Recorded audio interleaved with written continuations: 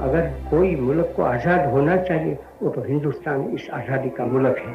और मेरी तो तमन्ना ये है, मेरी तो आशा ये है, ईश्वर से प्रार्थना ये है कि हिंदुस्तान ऐसा बने कि जिससे सारी दुनिया कहे कि अगर आज़ाद बनना है तो हिंदुस्तान के जैसे आज़ाद बनो।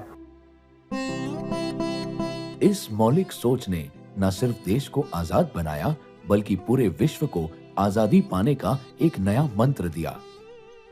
सन 1869 में जन्मे गांधी जी के जितने नाम थे उससे भी ज्यादा उनकी उपलब्धियां थी और ऐसे महान शख्स को सिर्फ एक दिन की श्रद्धांजलि देना पर्याप्त नहीं था। 2019 में महात्मा गांधी की 150वीं जयंती हम कैसे मनाएं? महात्मा गांधी जिन्होंने में आजादी दी इतना बड़े देश को, दुनिया के अंदर इतना सम्मान दिलाया, तो महात्मा गांधी को हम क्या दें? राष्ट्रपति के नेतृत्व में गांधी जी के सिद्धांतों को मनाने के लिए राष्ट्रीय समिति का गठन किया गया।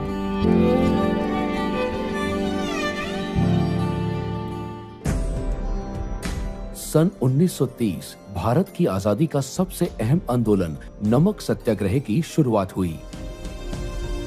30 जनवरी 2019 दांडी में उस आंदोलन की गूंज एक बार फिर जाग उठी। राष्ट्रीय नमक सत्याग्रह स्मारक दांडी मेमोरियल के रूप में, जिसका उद्घाटन प्रधानमंत्री नरेंद्र मोदी ने किया। गांधी जी ने ईश्वर के बाद का स्थान स्वच्छता को दिया था।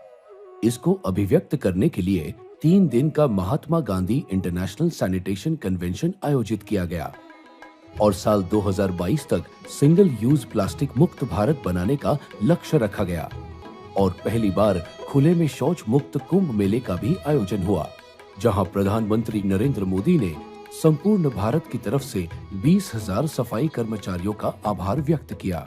वैष्णव जन तो तेरी कहिए जे, भीड़ पराए जाने रे। गांधी जी के प्रिय भजन वैष्णव जनतों के द्वारा न केवल भारत बल्कि 124 देशों के अलग अलग कलाकारों ने बापू को भावपूर्ण श्रद्धांजलि दी।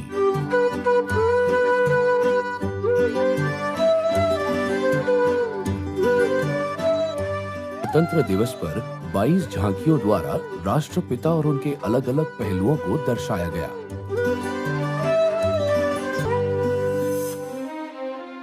स्वास्थ्य संबंधित कार्यक्रमों में लेप्रेसी को जड़ से मिटाने के लिए 4.5 लाख गांवों में मुफ्त सेल्फ केयर किट वितरित किए गए और इंडिया फॉर ह्यूमैनिटी कार्यक्रम के तहत असंख्य दिव्यांग लोगों की निशुल्क सहायता की गई।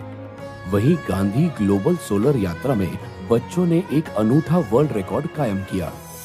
गांधी जी के जीवन ने कला के क्षेत्र को भी प्रेरित किया, इसीलिए देश भर में कई कलात्मक कार्यक्रम आयोजित किए गए, जिसमें विद्यालयों और कॉलेजों के बच्चों के साथ साथ कई नामी हस्तियों ने भी भावपूर्ण प्रदर्शन दिया। जय जय मातरम, जय वंदे मातरम। कला की दुनिया की सबसे बड़ी प्रदर्शनी वेनिस बिएनाले के 58वें संस्करण में भी भारत ने अपनी प्रदर्शनी बापू को समर्पित की। लाखों लोगों को प्रभावित करते हुए भारत ने विश्व के सबसे उत्तम 5 प्रदर्शनकारियों में स्थान पाया।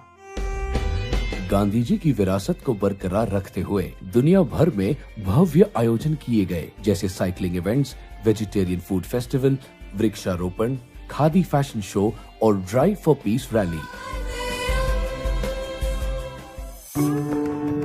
इस ऐतिहासिक मौके पर विश्व भर में 120 आइकॉनिक इमारतों पे एलईडी प्रोजेक्शन के द्वारा गांधी जी के विचारों के रंग भर दिए गए।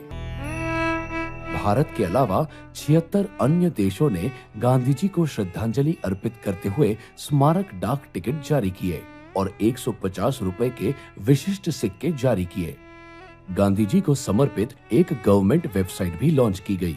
बापू के विचारों को बढ़ावा देने के लिए प्रधानमंत्री ने बॉलीवुड की हस्तियों को भी जोड़ा, जहां गांधी जी के विचारों की व्याख्या का एक वीडियो भी जारी किया।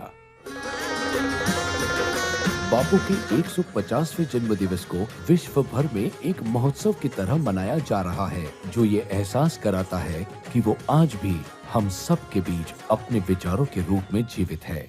वैष्णव जन तो तेरे कहिए जे